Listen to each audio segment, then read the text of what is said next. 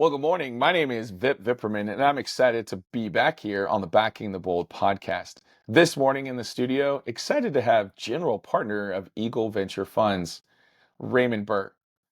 Uh, Glad Raymond, to be here. excited to have you with us this morning, buddy. Thank you.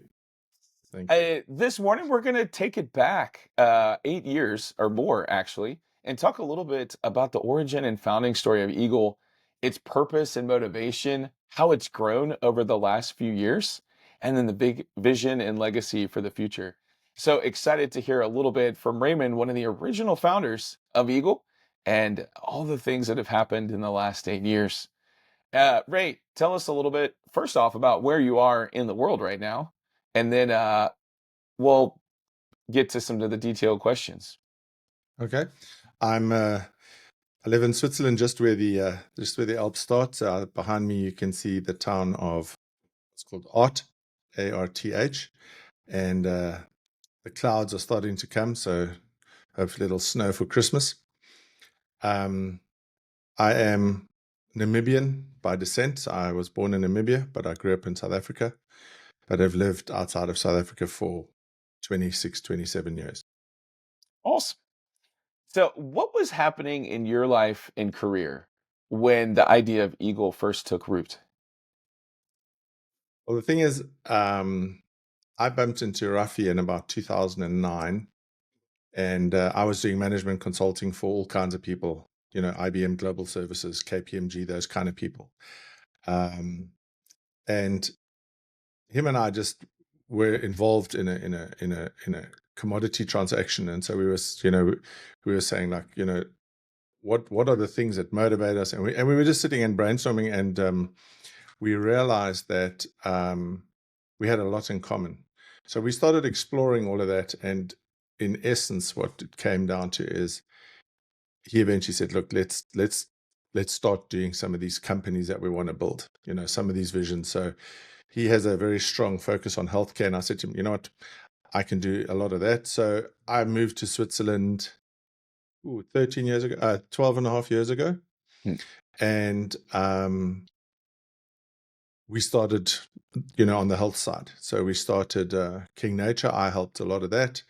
Then we started Wise Medicine, which is the clinics and the doctors. And up until 4 or 5 months ago, I was the CEO of that. I'm glad to say we've got a very good CEO who took over, taking it to the next level. And of course, there's a whole interaction with where the vision for that's going. In the interim, we started bumping into people like Wes, and just other guys who are in the FDI space. And about 9 years ago, we met in my lounge in this town. Mm. And we just said, like, what do we feel is the way to go? And then we said, look, we should maybe, instead of going to go hunt for the capital, maybe we should create our own fund and start there. And I mean, if I'd known how difficult it would be, I'd have thought about it twice. So, and it's just the slow but sure growth has been phenomenal. Yeah, that's awesome. Well, it's fun to hear a little bit of the origin, how you guys got going together. What problem, as you guys were sitting down and talking, what problem did you see in the world that convinced you this kind of fund was needed? I mean, that's easy. I mean, you just have to sit still for 15 minutes and look what's happening around about you, and you see there's a lot of issues. There's issues around medicines that are toxic. There are children being used as labor in mines. I mean, the injustices in the world, it doesn't take long to find them. But I think what happened is we got to a place where we said we have to do something about it. And we kept sort of using the word amongst ourselves, we need to bring some reformation. Transformation, reformation, those kind of things. And it all went around what was on whose heart. Rafi has a passion for medicine. I'm interested in natural resources and how we can take the whole dirt to customer journey and bring some redemption into that. Because I mean, there's lots of abuse in there. Obviously, there's all the stuff around financials, and I mean, there's a lot of things that aren't as they should be. Absolutely. Well, so as the founding team came together, what did each of you guys bring to the table? You mentioned a little bit of your background in consulting and kind of operations. You've got Rafi, you've got Wes, you've got Wade. What did each of you guys, from your perspective, bring to the table? See, initially we didn't actually know each other so well. So we weren't really sure what was whose strength, what was whose weakness, and all that kind of stuff. But in walking together, we've realized what everybody's strength is, and we've also realized there's a certain amount of trust. We really felt we need to operate on a concept of unity. So each GP has a veto, and sometimes the veto is logically explainable, and sometimes it's, I might say, what, my gut feel just says something's wrong here. Please, can we dig some more? Because things are not as they seem. Mm, And because of the respect we have for one another, and we've gotten to know each other, and we walk in a love and a respect for one another. If let's say Wade says no, I don't need to second guess him, because from experience, I know that he would have very good reasons. And if I feel, well, great, I've just saved myself a heap of time and a heap of effort, let me move mm, on to the next piece of work. That's great. If I find it's important, I might call him up and say, Wade, what don't you like? yeah, Not because I'm trying to convince him, but because I want to understand. So I said to him, explain to me how that works so that I know for next time. And we've done that 2, 3 times. And now it's just, if let's say Wade says no to a certain opportunity, I walk away. nice. So each having the veto, each kind of knowing each other's strengths over time, but it wasn't something that you guys started with. That's kind of No, fascinating to think about. no. And even though I did a lot of management consulting, ops is not my strength, but definitely vision, discernment. Like I have a certain gut feel to know, wow, there's something wrong here. And then someone like Wade with his phenomenal analytical skills will start digging, and 9 times out of 10 we'll find something interesting.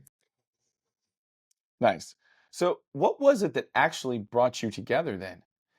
You kind of described, seeing some things happening in the community, you know, connecting with Rafi and building a level of trust with him that you moved into the area. Wes came to visit you guys. How did it all kind of frame up that you guys said, "Ooh, today's the day. We're going to pull the trigger." It happened a little bit by sort of happenstance. We said, Hmm. okay, well, what would it take? Well, let's register a fund and see if we can convince investors. Well, who knows investors? Well, Rafi comes out of merchant banking. So he said, well, let me go speak to 4 or 5 guys. Hmm. And then, of course, for 6 months, nothing happened because nobody wants to invest in a brand new fund. Uh-huh. And then we just had like godly favor because a very wealthy family in Switzerland said to him, I tell you what, we'll do the seed capital. And I forget how much they put in, but they put in enough to get it going. Hmm. And then we started saying, wow. And then from then on, we just kept building at it. I mean, for about 6 years, it. We used to get to Christmas and we just say, well, I hope we've generated enough fees that we don't have to put money in for audit fees and all this kind of stuff. And so every Christmas when we didn't need to put any cash in, I was like, oh yeah, it's going great. And then I think it was like a time of testing. It was like a time of fire because I'm definitely not doing this because it was easy. And I'm definitely not doing it because I want to earn a whole lot of money or whatever the normal, earthly motivations are. But I'm super thankful that we're now at a place where I can dedicate close to 90% of my time to this. I've still got a few smaller board memberships that I have to still do, and I still do advisory on 2, 3 companies, but I'm trying to cut that down to zero because the workload at Eagle has just exploded. That's awesome. Well, tell me, going back to those early days again, what was the defining conviction or like the non-negotiable that shaped the mission that you guys had? Vip, it wasn't. it wasn't this epiphany or this like wow moment. It was just, you know, we have to do something. Well, should we do this? And then you start looking into it and you go, okay, let's look at this. And then we just step by step, you know, what's the next step? Okay, let's, you know, what is the regulatory environment? So we research all of that. And I mean, all of us had day jobs. And then after that, you know, we said, okay, well, we need seed capital. So we spoke to hundreds of people, and eventually one family office Right. said, cool, we'll put, I think it was 500,000 that they would put in, which at the time was like, wow. You know, and then of course we started looking, you know, how do we do our due diligence process? You know, that's where Wade came into his own. And after a period of time, you know, um, it sort of went step by step. And as we took the next step, you know, that area became illuminated. But if I said, you know, we knew where the journey was going, I would be fibbing. I would be telling a fib. You know, we just a lot of it we just did because of conviction. And Well, that perfectly actually rolls into my next question, which was going to be what personally compels you to invest your time and capital in these like companies, that are like putting forth freedom and justice and flourishing? mm, again, you know, that journey was step by step. You know, I didn't say this is where I am. You know, I've got the whole journey mapped out. Mm, Um, and and God in His mercy just sort of said, yeah, take this next step, take this next step. And to a certain extent, I viewed it, or I had an idea in my head that it would be slightly different. mm, And, you know, and then like somebody comes along like Wes and says, you know what, I think we should start the concept of the Freedom Fund. And I'm like, okay, mm, why? You know, and then you take that into your being and you go and spend time with God on it and you go like, wow, you know what, this is actually phenomenal. mm, And then you take the next step and then, you know, it is like I call it the magic goo. It is like this oil that of God's favor and grace that He pours onto us, and you know it carves open a path that we didn't expect. nice. I like it. Okay. So when you think about the work that Eagle does, what does the word impact truly mean to you? I think at the end of the day, for me, it's human flourishing. So what hurdles can I remove so that we can take a human being that God has made, and that person can overcome all their shortcomings, all their strength, all their weaknesses, you know, all the things that are before them, the prejudice, all that stuff, and get to a place where they do something that is creative and worthwhile. Now, for some people, that is building a massive company. For other people, it's just staying alive till the next day. Hmm.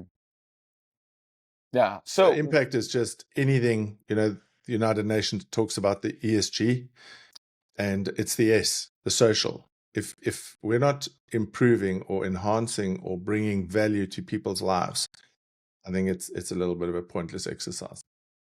nice. Yeah. So with that in mind, how do you define success? Like, how would you define, like, if you look back, 10 years later and said, oh, we were successful, how would you define that success? I wouldn't define it. I observe it. So as you know, we were just on a quarterly call, on a quarterly update call. And when I see that the investors are content or even happy about the progress that we're making with different companies, and they say, wow, I'm getting bang for my buck, I think that is pretty much for me the ultimate measure of we're going in the right direction. If that is success, I'm not sure, because success is an interesting concept in the sense that it can be different for different people. Like some people say if you make a lot of money, you're successful. Others say no, if you know, X, Y, Z. So whatever that is, but I think for me, the fact that our investors are saying, wow, we're getting bang for our buck, that's the first step. The second step is if you take an entrepreneur and you say to him, okay, take for example Ryan, who won the pitch competition, Yeah. and just how he chats to us, he engages us. We have good ideas. We say to him, Ryan, have you thought of this? Have you thought of that? and just seeing how just that value that we bring to him, how that has accelerated his business. And I mean, he's essentially, taking care of foster kids. He's trying to enhance that scenario or that environment, that it runs smoothly. So those two aspects, I said, those are the things that I go, cool, we're on the right track here. Nice. Okay. Is there a particular story or like a person or a moment that cemented your why behind the funds?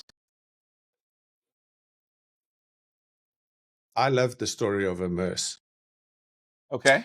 because these young boys from California, stunning. They came to Zurich. I still went and met them, bought them lunch because they were going to go to Education First, which is a big education company in Europe, and their head office is in Zurich. Oh, And okay. they've got these VR goggles with which they teach English and other languages now as well. And I just remember I had the VR goggles on for about 10 minutes and I had to take them off because I was going to throw up. And they laughed at me, you know. And just and then we spent time together, and I just encouraged them. I said, look, when you go in to see Education First, just understand, be confident. You're bringing something that is going to expand their business. And about 2 weeks later, they landed that opportunity, and to see where they are now, where they've become, the poster child for Meta, and they've become the teaching platform, or the English teaching platform of choice. It's like, wow. Just the other day, there were these young boys from California, and now they're men, raising at like 100 million and all this kind of stuff. So that is a story where I'm going, wow. And now, of course, we're close to, like, what is it, 65 portfolio companies? It's grown quite a bit. Yeah. I mean, we've got lots of those stories now. It's awesome. And so I listen to how Rafi speaks passionate about the new company that's just come on, that deals with infertility in Yeah. children And and all of that kind of stuff.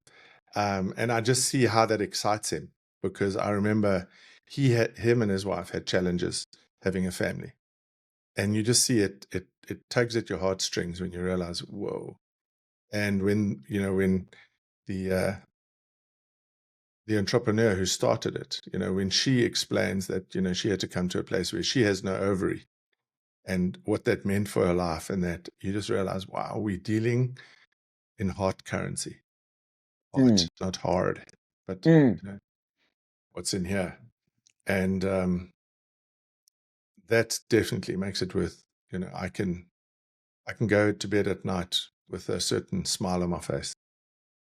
Yeah, no, that's really cool because you could think of the positive impact you're having on the world, also on the lives of these entrepreneurs that you're investing in, and the transformation that's happening in their lives. I imagine some people and the types of stuff they invest in, it doesn't have a great impact on the world, or No, it's not having a really good like experience with the entrepreneur. Um, exactly. but being able to tell those stories is super powerful. That's awesome. Mm. And so regarding kind of Eagle's mission and focus, how do you think it's evolved from the first fund today? Initially it's, hey, we want to have some impact, we want to invest in some great companies, we want to build relationships with these entrepreneurs. Now 8 years later, how do you think it's evolved? Where are you feeling about it today? I think what's cool is that God has given us some fabulous tools. I think our DD process is pretty slick. And what I see the next step is that there are treasures laid up in all of our hearts. And I see what Wade's passion is, and how he wants to build the venture studios, and I love being part of that. I see how Wes has gone into the whole thing of how can he prevent trafficking and all that. And I see these treasures are coming out, and we now have the ability to pursue these different pieces. Hmm. And I've always wanted to make a difference in mining, because I just know, I'm from Africa, and what those people live through sometimes is absolutely horrendous. Mm. And now we are starting to talk, how can we raise this, how can we solve this. And what's so beautiful is when the four of us sit together, there's what I call this green goo, this special something where, this oil of anointing that God then pours in, and suddenly we're astonished at wow, if we did it like that. And then Wes will say, yeah, but what if we add this? And then, we look back and we start laughing, because it is just so phenomenal how God is like unraveling these things. It's like a manifold wisdom, and then I sit there and I go, wow, how did that happen? Mm, that's awesome. Well, tell me two or three lessons, if you would, from the early years that have shaped how you guys lead and invest now.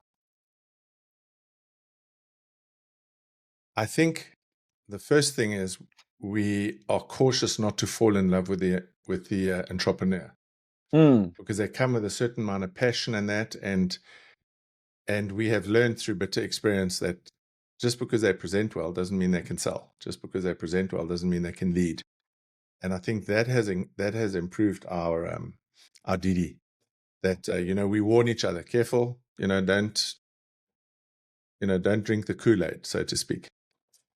I think the other thing is we've gotten to know each other quite a lot, and that has become quite interesting in the sense that I might be helping somebody else's vision, and that's where a concept like submission and mm, serving and humility comes in, because you know my initial thought might be, well, you do your own vision, let me do mine. But I don't think the kingdom quite works like that. I think there's a time to say, okay, today, what can I do? And this today might be 6 months continuous work.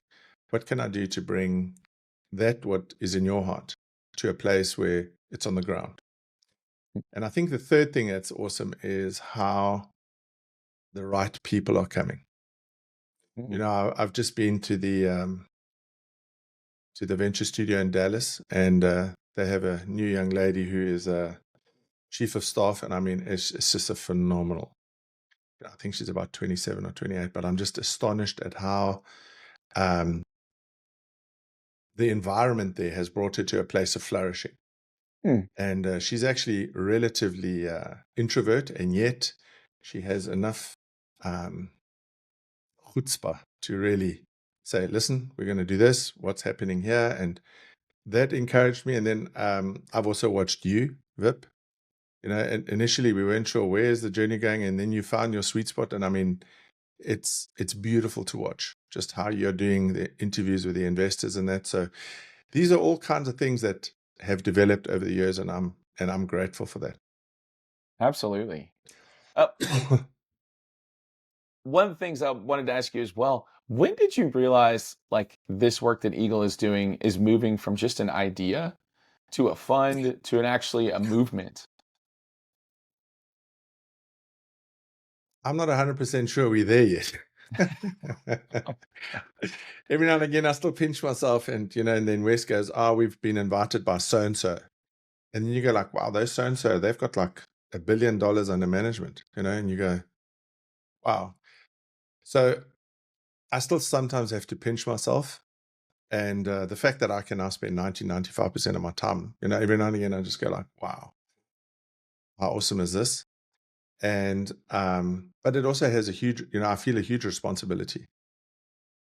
It's I feel the load of making sure that I'm a good steward, and I'm a good brother to walk with these guys, and not fob them off.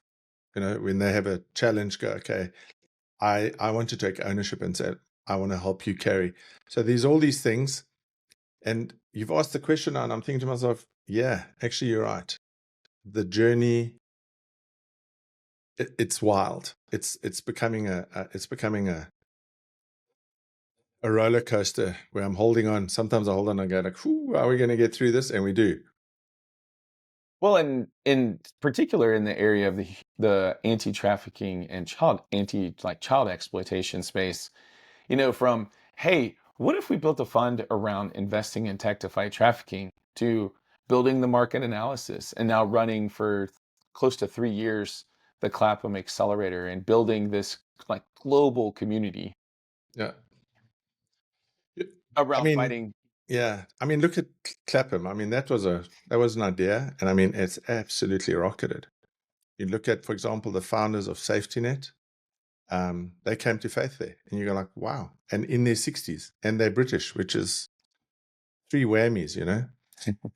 And it is true. It is phenomenal how things have progressed way way beyond what we thought initially. I mean, when we were sitting in my little lounge here in the mountains, we didn't expect to have an impact. And when we were all together in Dallas now, it was 2 weeks ago, 3 weeks ago. Um, just hearing stories, meeting guys like Joel Balliot, and just seeing what they're doing. Um, it's just like, wow, it's cutting edge. Yeah. And again, you just have to pinch yourself. Am I awake? Yes, I'm awake. That's awesome. Well, let's look to the future for just a second. What future do you hope Eagle will help create, like for founders, for investors, for the world? I would like to push in and get wisdom from God how we can multiply this thing. Okay. How can we, um, because there's a certain constraint in just having four GPs. Even if you throw ridiculous money at it, there's still only so many portfolio companies that we can look at, so many portfolio guys that we can support, and we're not anywhere near to the end of the growth. But being a visionary, I always look and I go, okay, let's assume we get all the cash that we could possibly want to invest, from investors. Okay. Then, of course, how do I now invest it? So I'm looking at how can we multiply this, you know? And so I spend quite a bit of time thinking about, do we build a whole bunch of studios? Do we start getting, you know, funds and having, a wider footprint and all that kind of stuff? And there's pros and cons to all of that, because the thing is, if you start going wide, then you lose that special something that has made Eagle what it is today. But at the same time, you don't want to be constrained. So I think going forward, I hope that one day the four of us will sit down and God will just open the next step. That is my expectation. Nice. Well, if someone were to describe Eagle 10 years from now, what would you want them to say?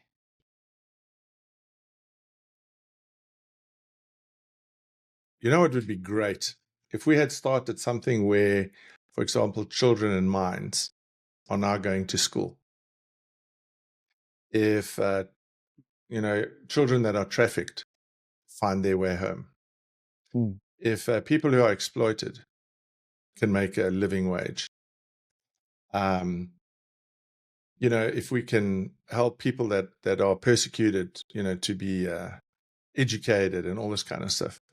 If I see all of that fruit, and preferably without the Eagle name, I think that is success. Awesome. I like it. All right. How do you see Eagle's role in redefining what venture capital as a whole can stand for? Because venture capital is, a lot of different people look at venture different capital in different ways. The markets are up, the markets are down, seed funding this year, that kind of thing. And just the impact of the venture money, like, transforming the way that companies are built and, you know, uh, companies can go public without officially having profit now. It's kind of amazing, still building revenue, but um so I mean, it's definitely changed the landscape of the investment world. But how do you see Eagle's role in redefining what venture capital can stand for?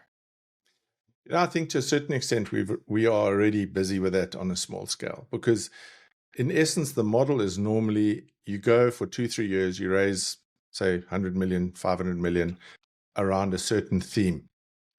And then you execute that theme, and sort of between 7 and 12 years later, you exit, whatever that was, if it's VC. And yeah, so it takes like a decade to realize, has this worked or hasn't it worked? What I loved about Eagle is that we raise and deploy at the same time. And the thing is, all four of us have got some kind of entrepreneurial background. So I've run a couple of companies, started and and messed up quite a few of them. Ruffy's, even more entrepreneurial than me. Wade has done, I don't know, 30, 40, 50 companies. Wes has done a couple of things.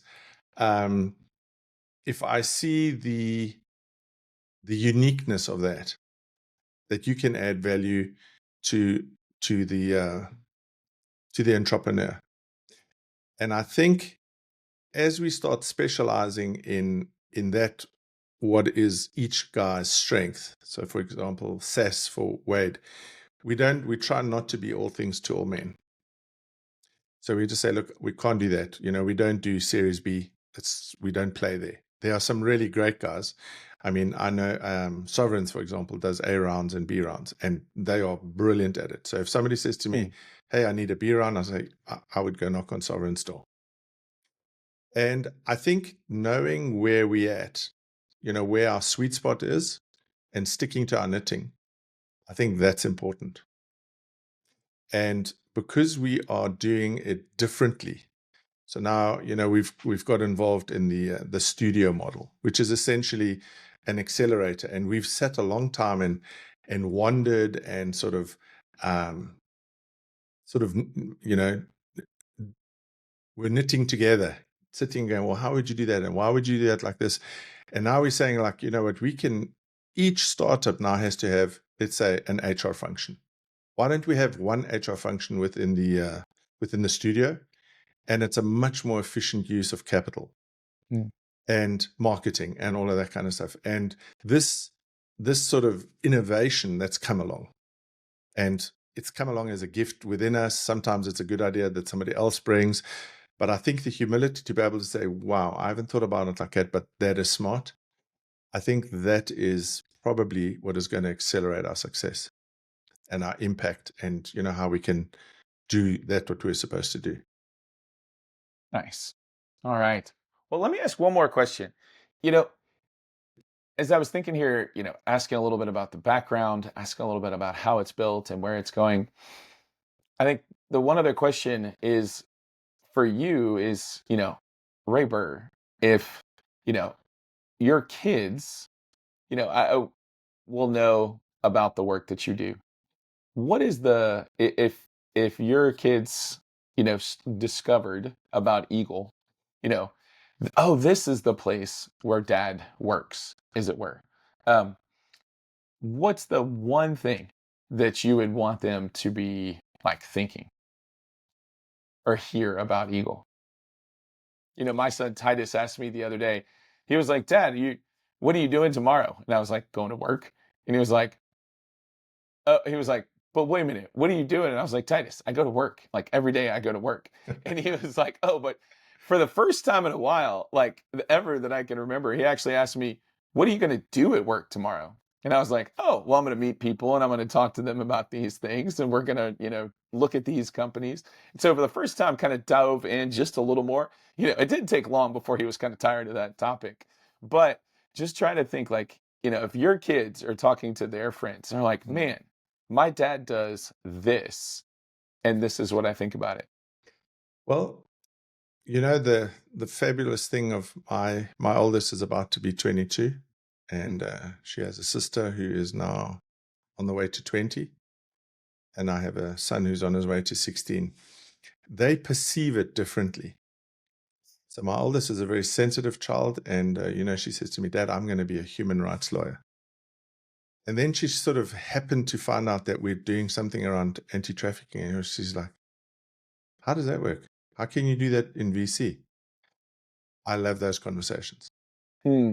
Then you have her sister, who is much more entrepreneurial, has all my weaknesses, unfortunately.